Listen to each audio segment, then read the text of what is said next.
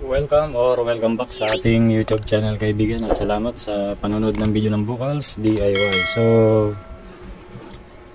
gusto ko lang ipakilala sa inyo yung aking official na charger. So ito ay power supply, 24 volt output and 8.33 amps ang kanyang kayang ilabas. At bumili rin ako ng voltmeter, bumili rin ako ng, nagsadya talaga ako ng wattmeter para magkaroon ako ng monitoring kapag ako ay nag-charge na ng aking battery.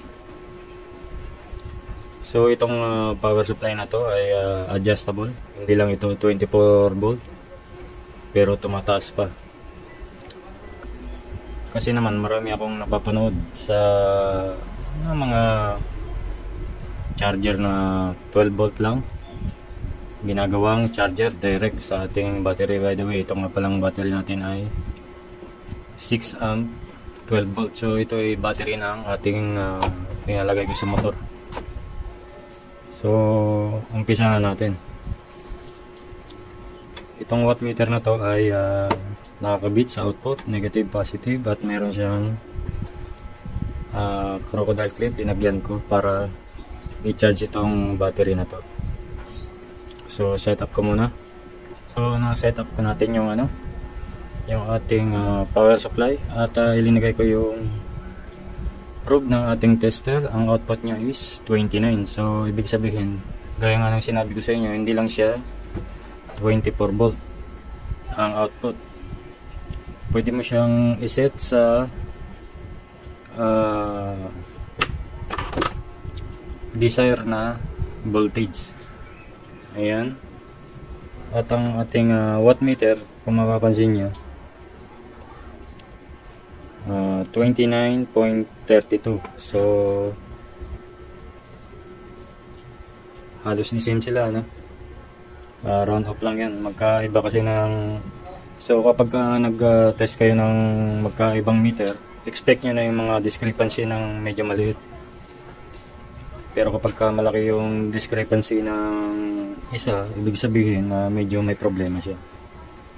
Alam nyo na, low quality or may mali sa pagkakagawa. Pero dito, itong wattmeter natin is 29.34 at dito naman is 35. Nagbabari siya, pero okay lang yan. Ibig sabihin accurate yan. So ito, i-adjust natin to. Papakita ko sa inyo yung yan, i-adjust natin to sa pinaka lower part. So counterclockwise, yan, bumababa siya. Yan. At ilagay muna natin sa 10 volts. Ayun. So sagad na siya. Sumagad siya at nasa 12.85 siya. So ito pa lang ating power supply ay may pinakasagad ng kanyang ay 12.87. So try natin i-charge yung ating battery. Patayin muna natin yung ating power supply. Tanggalan na natin itong probe. Ngayon, kung gusto nyo mag-setup ng ganito as a charger, kailangan naka-off muna yung power supply bago mo ikabit mo muna yung battery. So ito ay negative, ang pula ay positive. Ayun. So ganyan ang setup nito para hindi masira yung ating wattmeter. So dito sa wattmeter, mapapansin mo rito yung voltahe ng ating battery. Wait lang. medyo lagyan natin ng kalang. So ayan,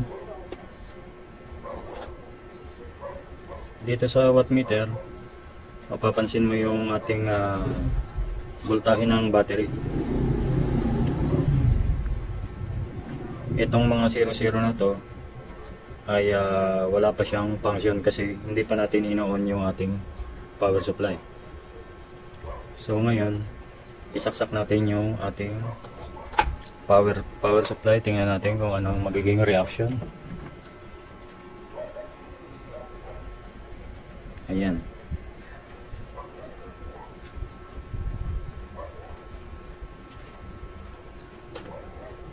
So dito sa ating wattmeter may gumagalaw sa kanya, pero yung sa taas wala pa rin. Ano ang ibig sabihin nito? Ibig sabihin kasi yung 12.88 na output ng ating power supply ay hindi niya kayang i-charge yung ating battery na rated 12 volt na meron siyang 11 point something kanina na voltahe. So ang gagawin natin, i-adjust natin tong power supply at itaas natin. Tingnan natin kung hanggang saan siyang voltahe mag-charge. So pansinin niyo ito, ito. So i-adjust ko ng clockwise para tumaas yung kanyang voltahe.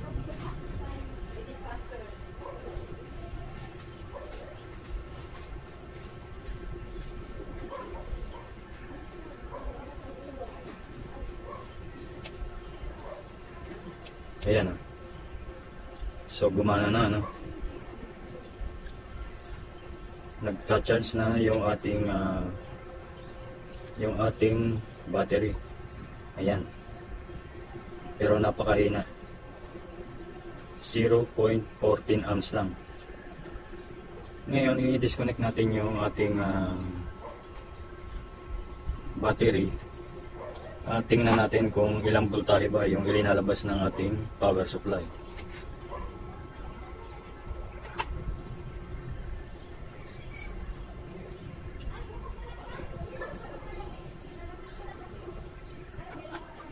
Okay, so disconnect, ano? Naka-on pa rin yung ating power supply at ito yung kanyang nare-read. 13.70. Pero dito sa charging wala siyang nare-read kasi tinanggal natin yung battery. Ngayon subukan natin tong i-adjust natin ng 15 volt. Yan. So take note, dito sa 13.70 nag-umpisa na siyang mag-charge pero napakaliit ng kanyang sina-charge. Point po kanina. So ilagay natin siya sa 15.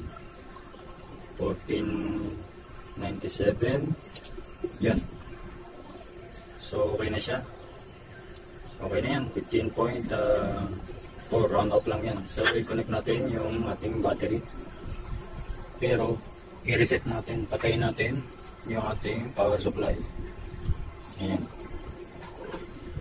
At i-connect natin yung ating battery. Tingnan natin kung ilan yung i-charge niya.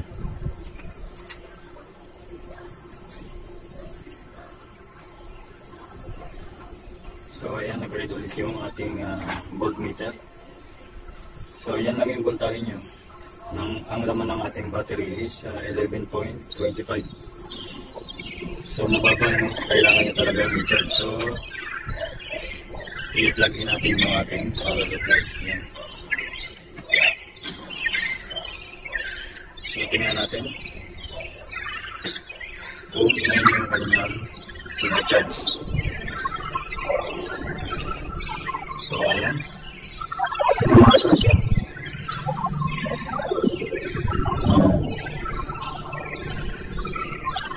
Pwede pa natin i-adjust dito, pwede pa natin yung ating ating power supply, kung makikita niyo 15.5. At ang pinatouch na is 0.44. Para sa akin, okay na yan. 12 amps. Okay na yan. Kasi pagka tinaas na natin yan, mapupresa yung battery. Madaling masira. So, yung charger talaga ang gusto ko talaga dito is slow charging lang. Pagka fast charging ka, masisira yung ating battery. So, ano ba yung pinupunto ko rito? Ang pinupunto ko rito is marami kasi akong napapanood na mga video na yung power supply ng computer, laptop na nag-rate lang ng 12 volt is ginawa ng battery charger. Wala pong mangyayaring charging doon. Kasi na-demo ko sa inyo kanina, itong output nitong ating power supply is 12.85, pero hindi gumana, hindi nag-charge itong ating battery. Dahil meron tayong monitoring, di ba? Magcha-charge lang yung ating battery kagaya nito. Ilagay natin yung ating power supply sa 15 volt. Kaya nagkaroon ng reading ng charging yung ating watt meter. Kung kayo ay gagawa ng battery charger na pang 12 volt, pang motor man yan o pang kotse, mag-uumpisa kayo sa voltahe na 15 volt. Pang motor okay na to, 15 volt. Pero kapag ang i-charge nyo is yung mga pang kotse, yung mga 1SM, 2SM, 4SM, yung mga malalaki na nagre-rate na siya ng nagre-rate na siya ng at least 500 amperes, 300 amperes. Mag-uumpisa kayo sa voltahe na 18 hanggang 24 volt. Pero kung gano'n naman ang i-charge nyo yung mga pang kotse, hindi na ubra ito. Hindi na ubra ang 8 amps kasi itong power supply natin is 8 amps lang. 8 amps siya, tapos ang kakargahan mo is 300 ampere, ay ano mangyayari? So ibig sabihin, kailangan ng power, ang charger mo is mas malaki doon, at least mga 100 ampere yun. Although yung ganito magcha-charge din siya, pero napakatagal nun. Abutin ka ng 1 linggong charging nun. 8 amps, tapos ang kakargahan mo is 300, ang capacity is 300 pataas, abutin ka ng linggo or buwan. Pero dito sa battery ng ating motorcycle, okay na to. 8 amps kasi ito 6 ampere lang naman ang capacity nito eh. So ano ang gusto kong isabihin, mas lamang kailangan yung charger kaysa sa i-charge. Mas lamang yung amperahe ng charger kaysa sa i-charge. At ganon din sa voltahe. Ito 12 volt. Within 13, hindi siya gumana, hindi siya nag-charge.